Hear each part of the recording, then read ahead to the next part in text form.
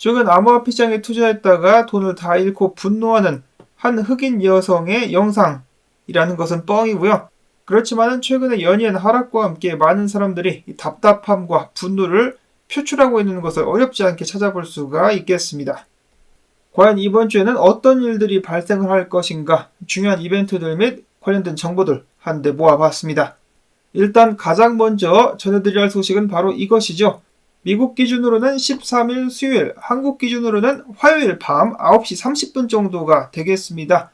바로 지난 8월 미국의 소비자 물가지수가 발표가 되게 됩니다. 그리고 그 다음날에는 생산자 물가지수가 발표가 될 텐데요. 기름값의 상승으로 인플레이션이 좀 오르진 않았었을까라는 걱정이 되기도 하는데요. 일단 해당 발표 전후를 해가지고 변동성 예상을 해볼 수가 있겠습니다. 그리고 해당 지표가 다음 주에 있을 연준의 금리 인상 및 중단 결정에 영향을 또 주게 될 것이다라고 예상을 해볼 수가 있겠죠. 일단 지금 유지가 되고 있는 금리도 상당히 높은 편인데 여기서 금리를 더 올리게 된다. 얼마나 더 힘든 상황이 펼쳐지게 될지, 그러면은 이미 힘든 시간을 겪고 있는 미국 시민들 같은 경우는 더욱더 많은 고통을 겪게 될 수밖에 없을 것 같습니다. 계속해서 전문가들이 위험지표로 지적을 하고 있는 이것 무엇입니까? 미국 시민들의 신용카드 빚 1조 달러를 돌파해가지고 계속해서 상승하고 있는 가운데 그들의 저축은 한없이 떨어지고 있습니다. 그리고 신용카드 이자율이 20%가 넘는다라고 하는데요. 이거를 어떻게 갚을 수 있을까? 이 상황에서 실업률마저 올라가게 된다면 그야말로 폭망이 나오게 되지 않을까 싶은데요. 이것 때문인지는 모르겠지만은 최근 조사 결과에 따르면은 미국 시민들의 11% 정도가 항우울제를 복용하고 있다는 조사 결과가 나오기도 했습니다. 통계를 보시면은 미국 시민들 1000명을 대상으로 조사를 진행한 결과 110명 정도가 항우울제를 복용하고 있다고 밝혔고, 다른 나라들도 마찬가지입니다. 같은 이 기준과 설문을 조사한 결과 이런 식으로 발표가 나왔다고 하는데, 의외로 한국이 13명밖에 안 돼요. 1000명 중에 13명, 굉장히 양호한 편입니다. 다행이라고 볼 수가 있겠는데, 한국 같은 경우는 또 행복지수가 낮은 것으로 알려져 있죠. 가장 낮은 나라 중에 하나로 알려져 있는데 항우울제를 복용하는 시민들의 수치는 1.3% 정도가 된다. 자, 정신력이 대단하다. 다만 이제 항우울제 대신에 소주를 복용하고 있는 것이 아니기를 바라야 되겠죠. 암호화폐 시장뿐만 아니라 전 세계적으로 힘든 시간이 계속되고 있습니다. 상황이 계속해서 악화되자 커뮤니티 같은 경우는 돌아보시면은 이제 코인판 망했다라는 이야기가 하나둘씩 나오기 시작합니다. 아직 극단적 공포에 달하지도 않았는데 벌써 이 정도라니 사람들이 많이 지쳤음을 알 수가 있겠습니다. 그 와중에 사이버캐피탈 CEO, 이 사람 같은 경우는 비트코인 초기 투자자로서 알려져 있기도 한데요.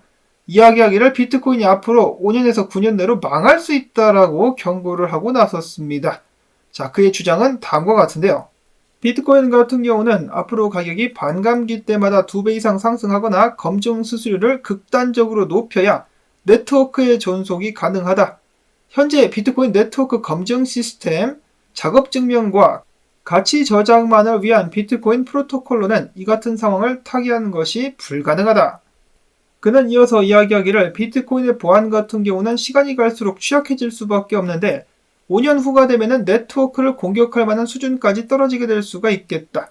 즉 51% 이중 지불 공격이 가능해질 수 있다는 것인데, 이를 피하기 위해서는 비트코인 같은 경우 공급량을 2100만 개 이상으로 늘리거나 아니면은 그냥 이중 지불 및 검열로 인한 공격을 허용하는 수밖에 없다.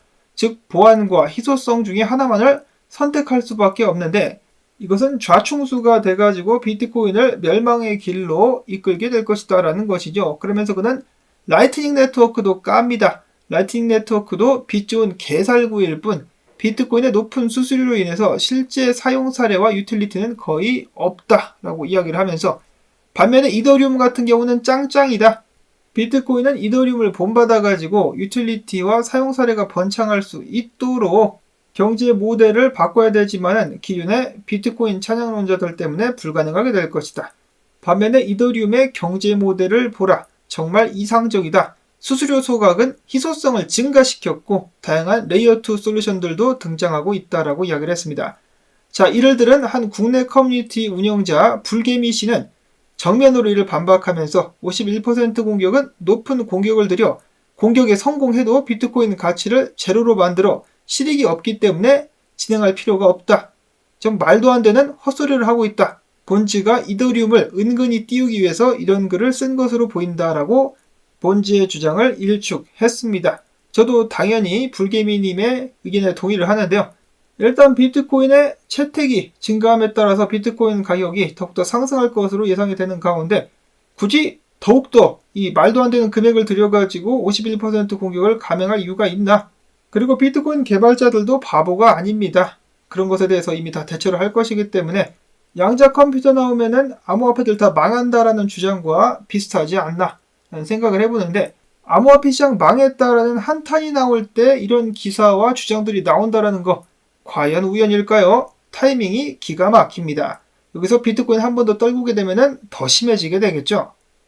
이어서는 분석으로 넘어갑니다. 비트코인 분위기가 안 좋아지니까 당연히 숏에 돈이 많이 몰리고 있다라고 하는데요. 자, 미국 기준으로 주말 바이비트에서 400만 달러 상당이 숏에 몰려있는 상황. 아마 대가리 깨질 가능성이 높지 않겠느냐. 매크로 CRG 분석가는 보고 있었고, 자, 그 다음에 알트코인 설파 분석가 같은 경우는 내가 봤을 때는 이런 식으로 가게 되지 않겠느냐. 지금부터 올려가지고 4시간봉 EMA까지 살짝 건드린 다음에 떨어지는, 그리고 범위 내에서 다시 한번 움직여주는 그런 모습이 나오지 않겠느냐. 단기 상승.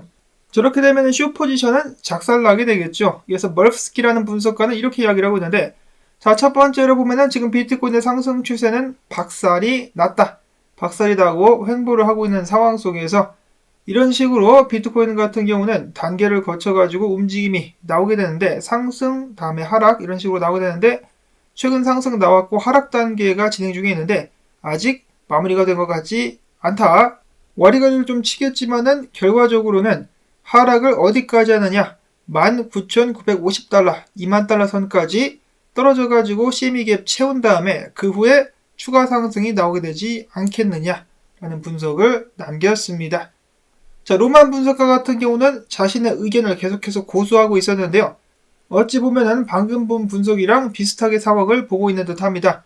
떨어뜨렸다가 30,000달러 근방까지 올린다라고 보고 있었는데, 로만 분석가 역시 떨어졌다가 불리시 다이버전스를 만들고 상승하게 되는 그림을 그리고 있었습니다. 떨어졌다가 상승하는 그림. 자, 과연 이번 주에는 어떤 움직임이 나오게 될 것인가? 미국 증시도 마찬가지로 추가적으로 하락할 수 있겠습니다만은 일자로 내리꽂는 것이 아니라 반등을 중간에 주게 되겠죠. 자, 비트코인과 미국 증시의 운명. 이번 주에는 소비자 물가지수, 다음 주에는 연준 미팅이 큰 영향을 주게 될 것 같습니다.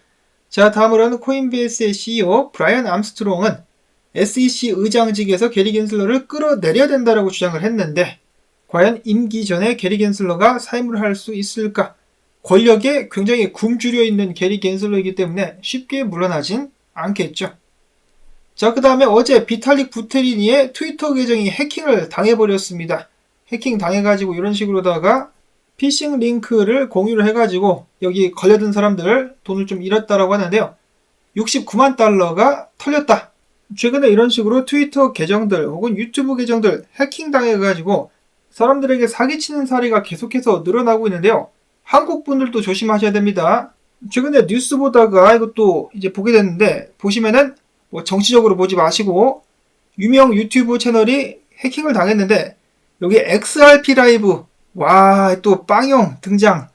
사기꾼들이 한국에서 XRP 인기가 굉장히 높다는 것을 알고 유튜브를 해킹한 다음에 XRP 라이브로 바꿔가지고 사람들의 돈을 후리는 그런 장면이 또 목격이 되었었습니다. 누가 아무런 대가 없이 에어드랍 준다 그러면은 100% 사기로 생각을 하시고 무조건 피하실 수 있기를 바라고요.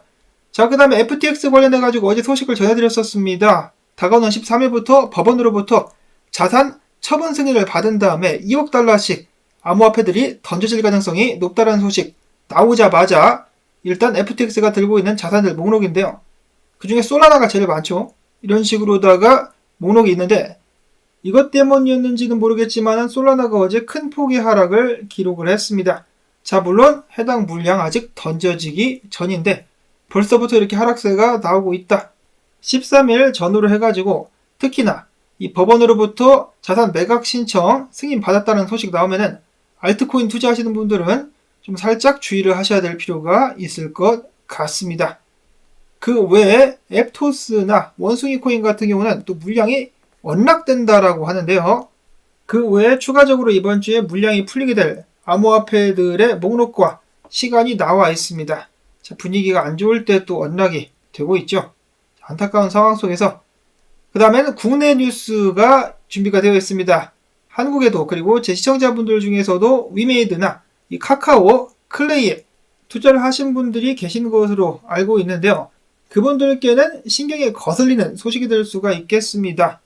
자, 유명 암호화폐 유튜버 변창호 코인 사관학교와 예자선 변호사가 함께 손을 잡고 책을 집필해가지고 클레이를 저격하는 서적을 지금 현재 판매를 하고 있다고 합니다. 이름은 카카오는 어떻게 코인을 파는가? 책에는 과거 카카오 계열사가 운영했던 코인사업 클레이튼의 문제점을 비판하는 내용들이 서술이 되어 있는데 저자들은 책에서 카카오 그룹이 암호화폐 법제의 공백을 피해서 투자자들에게 피해를 입혔다라고 주장을 하고 있습니다. 그리고 여기서 멈추지 않고 위믹스까지 클레이튼과 닮은 꼴이라면서 비판을 이어가고 있는데요. 공론화를 위해서 PDF 버전 같은 경우는 책을 무료로 나눠주고 있다고 합니다. 관심 있으신 분들 같은 경우는 한 번씩 읽어보시면 될 것 같은데요. 당연히 카카오 측에서는 굉장히 불편한 기색을 나타내면서도 해당 사실들이 허위다 혹은 날조다라고 한다면 소송을 진행하면 될 텐데 소송을 걸 마음은 없다라고 합니다. 클레이튼 재단 관계자는 이야기하기를 변 대표 등의 허위 주장일 뿐이다.